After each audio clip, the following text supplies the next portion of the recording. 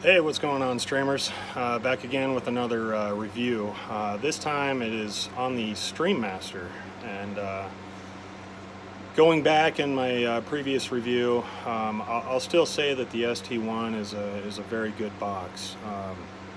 It's definitely good. The one knock that I had on that was the fact that even directly hardwired or through your Ethernet, the input port for their Ethernet connection only could go to 100 megabytes per second. And granted, that's significantly fast, but the problem I have is, if you're in a house and you're pushing, like in my case, I have a lot of tablets, computers, and phones, and devices, and so, I run over 300 megabytes per second on my within my house, and so I guess it's kind of disappointing, seeing that 100 megabytes per second. But back to the StreaMaster and this latest, hands down, it's the best box I've seen. In comparison, there really isn't one. It's fast. It's up to 1 gig speeds that it's capable of. So if you want to run an entire business through your house, internet-wise, this thing can take it all and dish it all back out to your TV. So it has all the exact, well, not the exact apps, but it has all the features that the ST1 and the Pro has. You can watch anything and everything whenever you want. Has a TV guide. You don't have to download something and search channels and everything, so it's already there. Simplicity-wise, my 13-year-old can turn the thing on and get it going from out of the box. It's very simple, and that's probably one of the greatest things I've seen with the StreaMaster. Those of you who have had the experience with the Pro models or Stream Stations or Stream Smarts, it's kind of a pain in the butt, when you're going through the process. Not as much as a typical knockoff device. You're not downloading your own apps or anything, but it's kind of a process, and then it gets a little disappointing when you do all this work and then you have to do a restart on it. You kind of lose it all and go over it again.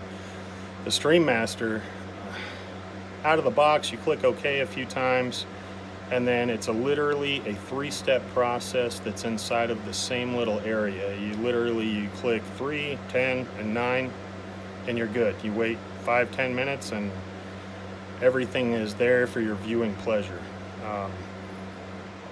I don't see any buffering whatsoever on the thing. Whether you're watching movies or live TV, the thing, it just runs flawless. And their apps that are on their system, I'd say 90 to 95% of the apps work 24/7. And if anything stops working, they replace it with another one. So again, I like the ST1, but that was another knock that I had on it. With those units and people out there that have had experience with those units, you kind of find 3 to 4 apps that you take a liking to, and you kind of know that the remaining 30 to 40 of them aren't working. And and then you kind of cling on to those. When one goes down for maintenance, you grab onto the other, and so on. This one, not as many apps on there, but every one of them works. Live TV has multiple apps, and it's the exact same thing. Every channel, anything you can think of, it's right there. And I couldn't say anything. I can't find anything really negative about it. The technical support on there is excellent.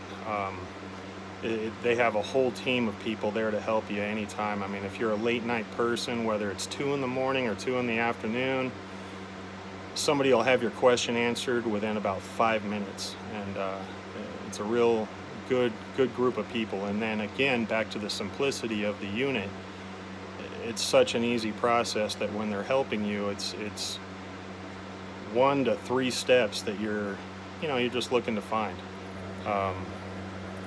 Anything else about it? I think I've already mentioned it, but the internet speed that it's capable of is the 1 gig, and that makes a lot of difference. But what's also awesome about this unit is it doesn't require a lot of speed, and you're still not seeing buffering. This last weekend, there was an event that I wanted to go and show the box to one of my friends, and brought it to their house.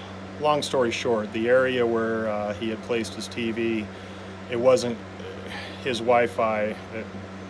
He had an earthquake-safe house, and the Wi-Fi didn't reach over there. And so I ended up pulling the hotspot off of my cell phone and watched the event perfect. It was a nice, clear, crisp picture, not one bit of buffering. It ran perfect the entire time. And that was just off of a cell phone hotspot. So those of you who travel a lot like I do myself, you know, you take it to the hotel with you. If you don't like the hotel internet, which I'm sure it's capable to run even with that, throw it on your phone, you're good to go. The thing is, it's the best box I've seen by far. And if I haven't mentioned it already, it's the closest to the simplicity of cable TV when you have it in your home. It's the closest to that I've ever seen also.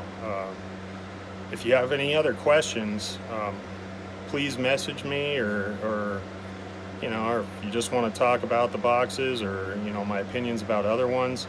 There is another one that StreamStation has come out with. I believe it's called the Hyperion, and my reading about it, it is faster than the ST1, but it's the same layout, the same apps that don't work.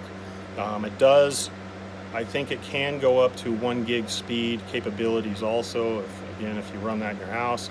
I find speeds in my house, I like the 300, and my wife has a very large family. They all come to my house, and everybody, you get about 20 tablets going on. If you don't have good internet, it's going to kind of show up for you. But again, this box, I haven't seen that at all. Others, ST1, I'd kick my kids off of their video games. I'd make sure everybody was unhooked from the Wi-Fi, you know, so on and so forth. And guy, the StreaMaster is the way to go.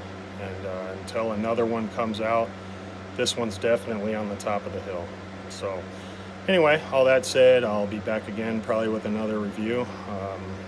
But until then, hope everybody's streaming well, and we'll talk to you soon.